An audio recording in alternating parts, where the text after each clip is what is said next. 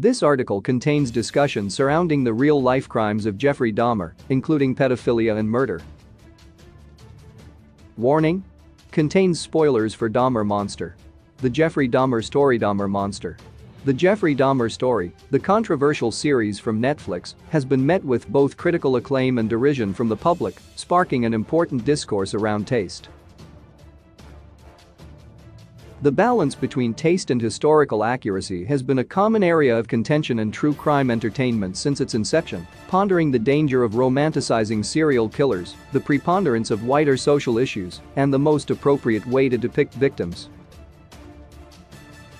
Each of these debates persists in the genre, and with each high-profile dramatization or documentary released, no real solution is seemingly proffered. Dahmer Monster? The Jeffrey Dahmer Story is Ryan Murphy's latest foray into true crime, depicting the harrowing crimes of Jeffrey Dahmer, primarily the murder of 17 young men and boys. Dahmer, who would eventually cannibalize his victims, is played by long-term Murphy collaborator, Evan Peters. Covering nearly every facet of Jeffrey Dahmer's life, the series is the fourth depiction of Dahmer in recent history. Both the proliferation of Dahmer-focused content and the depiction of his crimes have made the debate around Netflix's series especially heated. Although Murphy himself has claimed that his objective is to center the victims in the narrative, bringing the murders back into the public consciousness has caused a great deal of anguish for those affected. Underpinning all this is the perilous high wire of needing to be both accurate in order to give the most truthful account of the shocking story and tasteful in the way in which the dark subject matter is handled. It's the challenge of getting this balance right, and sometimes falling short, that has made Netflix's Dahmer Monster. The Jeffrey Dahmer Story become the focal point in an age-old debate around the efficacy of all true crime series and content. Why Netflix's Jeffrey Dahmer show is being called controversial following the string of previous successful Jeffrey Dahmer movies and series, many have wondered what the benefit to society is for another look at the Milwaukee cannibal. Often the justification for true crime entertainment that could be seen as exploitative is that it informs the public, raises awareness, and pays tribute to the victims. While another series cannot offer any further insight for the benefit of wider society, Murphy's Dahmer Netflix series attempts to reorient the focus upon the victims. Despite this, family representatives have stated that they were given no warning or consultation, via Vox. Even Whoopi Goldberg expressed his distaste for the series on an episode of The View, citing the victims' families being forced to relive their trauma, specifically referencing how relatively recent the crimes still are. It's this failure, coupled with the return of the shocking crimes themselves to the limelight, that makes Dahmer so controversial. Why true crime shows often romanticize serial killers? A common criticism of true crime adaptations is that they romanticize or sympathize with real-life killers. An accurate portrayal of a murderer's life will inevitably contain conflicting emotional resonances. While the horrific crimes that these people commit certainly warrant them no sympathy at all, their lives up until that moment are often lamentable. This creates an awkward dichotomy between condemnation and empathy. In the case of Dahmer Monster, the Jeffrey Dahmer Story, Dahmer's childhood is depicted somewhat accurately, sad but not fraught with enough abuse or tragedy to justify his later actions, leading to some claiming the show humanized him too much.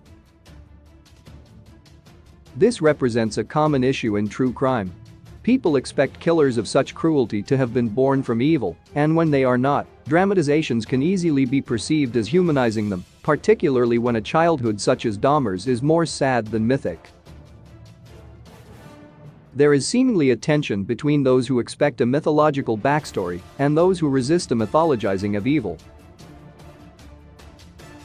Both portraying someone as a monster and simultaneously not mythologizing them as something beyond human is a challenge for any true crime project. One method, as seen in Zac Efron's Extremely Wicked, Shockingly Evil and Vile, is to tell the story primarily from another's perspective, in this case, Ted Bundy's former girlfriend, Elizabeth Kendall, author of the groundbreaking true crime memoir, The Phantom Prince. My Life with Ted Bundy, upon which the film was based. While this steered the focus of the film away from Bundy's crimes, many felt the series omitted the depravity and monstrosity of his murders, leading many to suggest Bundy was being both romanticized and mythologized. The film leaned into the killer's charisma and intelligence, more so than other Ted Bundy dramatizations, purely because it was being told from the perspective of somebody who was initially charmed by these. These were of course important traits in Ted Bundy's real case and are arguably the reason he eluded justice for so long. To overlook these, very human, traits would be a failure of the filmmakers in accurately portraying the case. While to intentionally disregard them to not risk humanizing him only perpetuates the idea that he was inhuman. Of course, these factors are then greatly compounded by casting physically attractive actors in these roles. Zac Efron is a global sex symbol, so when he is cast in the role of Ted Bundy, there will undoubtedly be those attracted to him in this role, particularly considering the choice to include nude sex scenes. Ted Bundy was also portrayed by the heartthrob Chad Michael Murray in 2021's American Bogeyman. There is a similar phenomenon with Jeffrey Dahmer, who has been played previously by Jeremy Renner, and now Evan Peters, who also played real-life murderers in his various American Horror Story roles. If the line between accuracy and romanticizing killers is difficult enough to tread considering history alone, the inclusion of good-looking performers only complicates the matter further, regardless of how well they might embody the role. True crime shows tend to include larger social issues, but is it effective? Often highly publicized crimes are inextricably linked to contemporary social issues. Many serial killers target marginalized groups because they are often perceived as less important in society and therefore less important to investigate, often referred to as the less dead. Whether by accident or design, there are many cases of marginalized communities being murdered and subsequently disregarded by law enforcement. Alternatively, some crimes highlight the discrimination in society faced by marginalized groups, another example of the true crime duality. Minorities are either ignored or brought to the forefront of a contemporary issue. The O.J. Simpson trial, as seen in the television adaptation American Crime Story, highlighted and exacerbated the institutionalized racism in law enforcement and the racial tensions in America during the 1990s. Meanwhile, Jeffrey Dahmer's victims were not properly investigated because missing LGBTQ+ African Americans was an intersection that bore the brunt of bigotry at the time. Arguably the most heart-wrenching scene in both Dahmer Monster, the Jeffrey Dahmer story and the real-life case, is when the 14-year-old Conorak synthesymphone escapes Dahmer before being returned by police officers who were clearly uncomfortable due to their homophobia. This is a markedly important moment in this case and for LGBTQ+ history in America.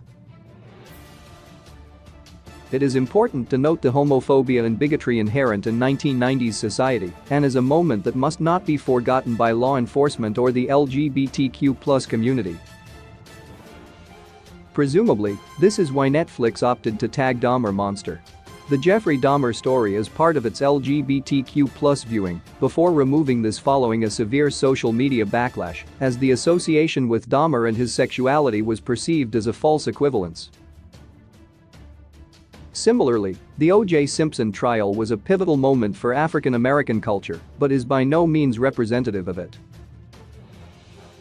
The effectiveness of this particular balancing act is seemingly to acknowledge the issues and failings of society, but not to assign ownership to a community. In notorious cases like Jeffrey Dahmer, the killer is a member of a minority. The suggestion that they also might be victims of society is complicated further and also aggravates the monstrous humanizing dichotomy. How honoring the victims becomes a problem in true crime shows another fine line that must be walked in true crime is ensuring the victims are portrayed sympathetically and with respect, while still depicting the true ghastliness of the crimes. The portrayal must be both accurate while not being exploitative or gratuitous. Again, this seems like another dichotomy in which there is no clear answer. Glossing over the full extent of crimes would surely be a disservice to those who have died, but lingering on them for too long takes advantage of the tragedies in the name of entertainment. Ryan Murphy balanced this in Dahmer Monster. The Jeffrey Dahmer story by glimpsing the truly horrific nature of Dahmer's murders, confirming the details later on, and in the interim, devoting episodes to a victim's point of view. This allowed a truly human story to be depicted, giving the victims a comparable percentage of screen time, during which audiences can create an attachment and therefore feel a greater sense of loss and sorrow over individuals, rather than as a collection of names forming a statistic. However, this method does mean only a select few victims can be given the time and attention that each deserves. The decision to focus on Tony Hughes for a whole episode, episode 6, Silenced, for example, allowed for the heartbreak and humanity to be reinstated in the victim's story, often overlooked in favor of depicting the killer, which itself was further magnified by Hughes' deafness. This restoration of victims' humanity was effective in the context of the series and in displaying the true tragedy behind the crimes.